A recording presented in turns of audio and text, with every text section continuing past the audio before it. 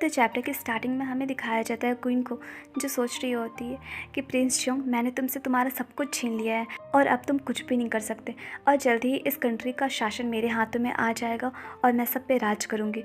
और ऐसे सोच सोच के वो बहुत खुश हो रही होती है। तभी उसे शोर सुनाई देता है तो वो पीछे पलट कर देखती है तो देखती है कि बहुत सारे सैनिक आ गए हैं जो प्रिंस जोंग के साथ जाके मिल गए हैं, जिसको देख के वो पूरी तरह से शॉक्ड हो जाती है और बोलती है कि आखिर यहाँ पे क्या हो रहा है और प्रिंस चियोंग को ये सपोर्ट आखिर कहाँ से मिली और कैसे मिली। और वो प्रिंस चियोंग की साइड देख रही होती है तो प्रिंस चियोंग बहुत ही प्राउडली बोलते हैं कि महारानी, अब आप देख लिए ना, आपको सरप्राइज़ मिल गया ना।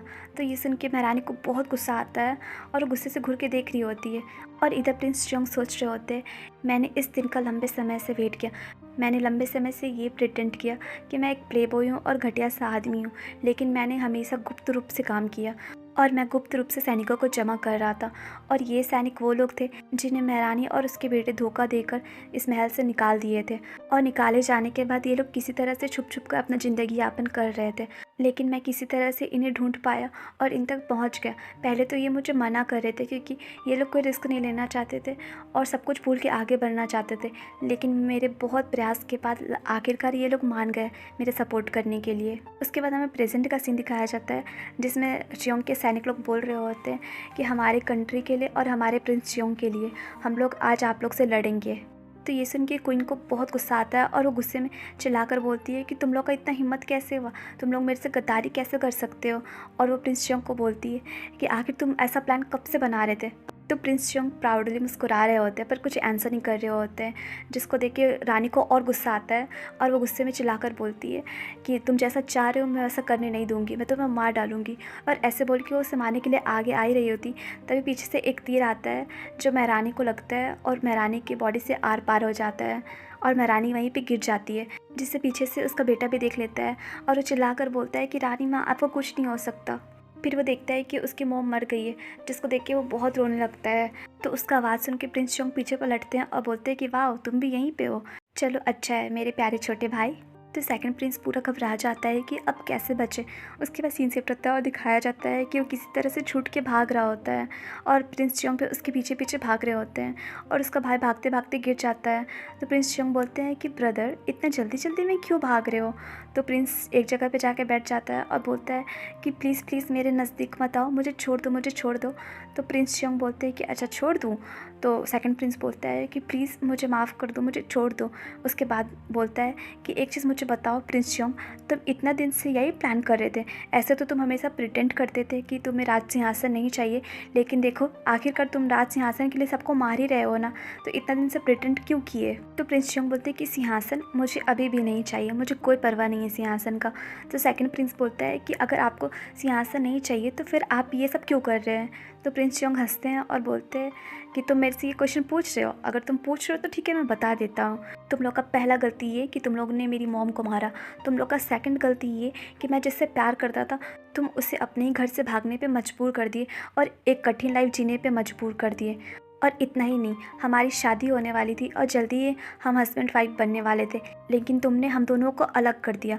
और वो गुस्से से देख रहे होते हैं। तो सेकंड प्रिंस पूरा पैनिक कर जाता है और बोलता है कि आप ये क्या बकवास कर रहे हो, क्या आप सच में उस ब्रेक्यून की बेटी योन से शादी करने वाले थे, उस योन प्रोस्टिट्यूट से। उसके बाद बोलता है कि आप तो उस प्रोस्टिट्यूट के बारे में कुछ जानते भी नहीं हैं क्योंकि आपने अभी तक उसे शादी भी नहीं की है, फिर आप उसके बारे में इतना क्यों बोल रहे हैं।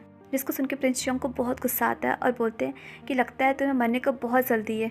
उसके बाद वो अपना तलवार उसके गर्दन पे रखते हैं और बोलते हैं कि तुमको क्या लगता है मैं यहाँ तुम्हें कहानी सुनाने आया हूँ, मुझे कोई फ़र्क नहीं पड़ता तुम क्या सोचते हो क्या नहीं सोचते हो, मैं यहाँ तुम्हें कोई स्टोरी सुनाने नहीं आया हूँ। उसके बाद प्रिंस चियोंग 15 साल पहले का बात याद करते हैं, जिस टाइम उसकी मॉम बीमार थी और आखिरी सांसें ले रही होती है और वो बोल रही होती है कि राजकुमार, तुम एक अच्छी लाइफ जीना, बस यही मेरी आखिरी इच्छा है। और ऐसे बोल के वो मर जाती है।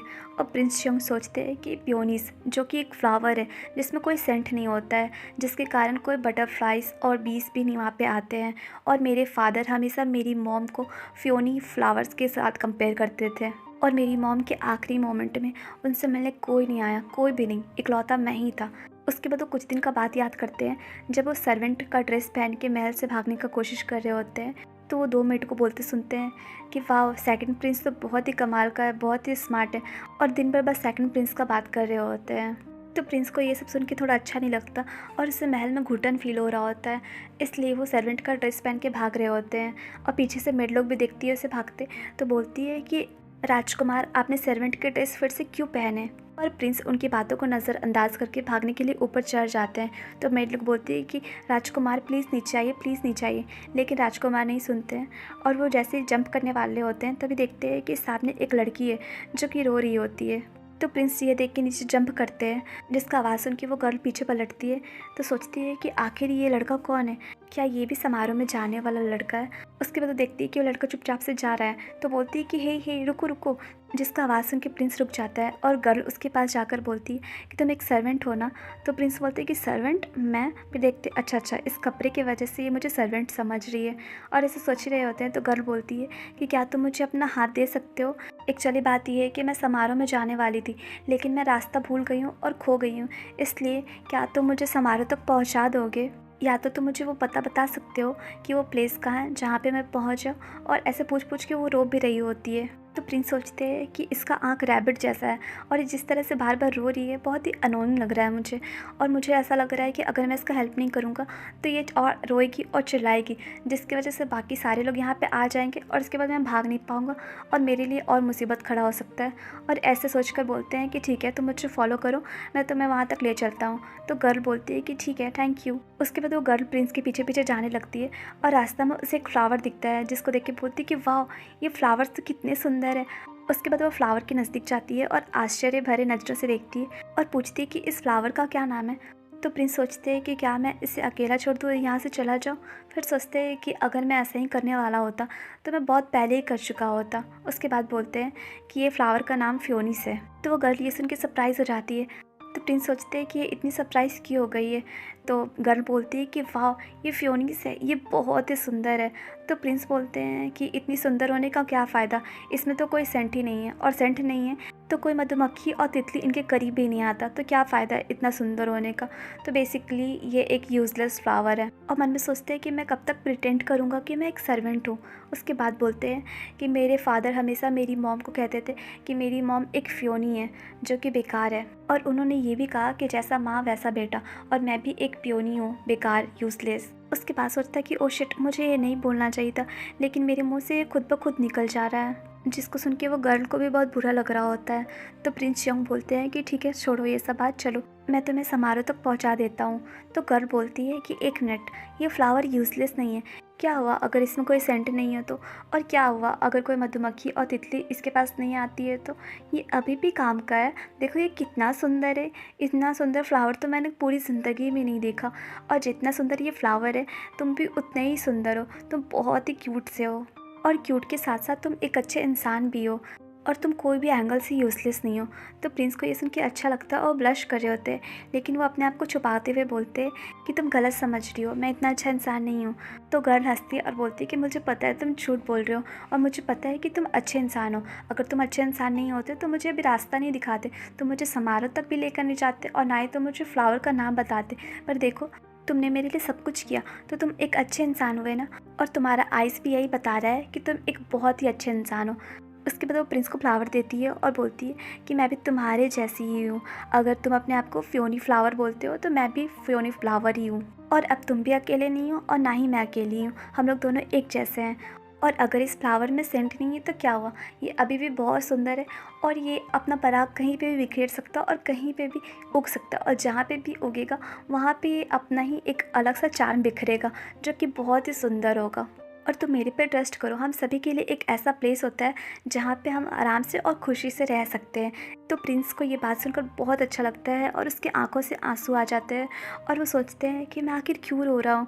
तो गर्ल देखती कि वो रो रहे हैं तो बोलती है कि प्लीज़ आप रो मत, और देखते ही देखते प्रिंस उसको समारोह के पास पहुंचा देते हैं। तो गर्ल बोलती है कि ठीक है मैं अब जा रही हूँ, मैं फ्यूचर में दोबारा कभी ज़रूर मिलूँगी, और ऐसे बोल के वो जाने लगती है। तो प्रिंस सोचते हैं कि मैंने अभी तक उसका नाम भी नहीं पूछा। उसके बाद वो फ्लावर देखते हैं और सोचते हैं कि मुझे उसका नाम पूछ लेना चाहिए था। उसके बाद याद करते हैं कि बहुत ढूंढने के बाद मुझे बाद में पता चला था कि वो ब्रेकियन परिवार की तीसरी बेटी थी। उसके बाद याद करते हैं कि जैसा कि तुमने कहा था कि हम सभी के पास ऐसा प्लेस होता है जहां हम खुशी से रह सकते हैं, तो ठीक है फ्यूचर में मैं तुम्हें ज़रूर ढूंढूंगा और तुम्हारे पास रहूँगा हमेशा हमेशा के लिए। उसके बाद सीन प्रेजेंट में शिफ्ट होता है और हमें दिखाया जाता है प्रिंस जियोंग को, जो सेकंड प्रिंस को मार देते हैं और उसके सामने बैठे होते हैं और वो अपने बॉडी का ब्लड देखकर सोचते हैं कि मेरा बहुत ब्लड बह चुका है और ये सब सोच रहे होते हैं। तभी देखते हैं कि यूनिल आ गया है वहाँ पे, जिसको देख के वो मुस्कुराते हैं और बोलते हैं कि यूनिल तुम यहाँ आ गए, मेरे छोटे भाई क्राउन प्रिंस। उसकी बात सोचते हैं कि अब मुझे बहुत रिलैक्स फील हो रहा है और वो योन को याद करके सोचते हैं कि अब मैं तुम्हारा प्योनी बन के हमेशा रहूँगा। तो गाइस ये चैप्टर यहीं पे एंड हुआ और आप लोग मुझे कमेंट करके सब बताइएगा कि आपको ये स्टोरी कैसी लग रही है और प्लीज़ चैनल को लाइक शेयर एंड सब्सक्राइब कीजिए। Bye bye.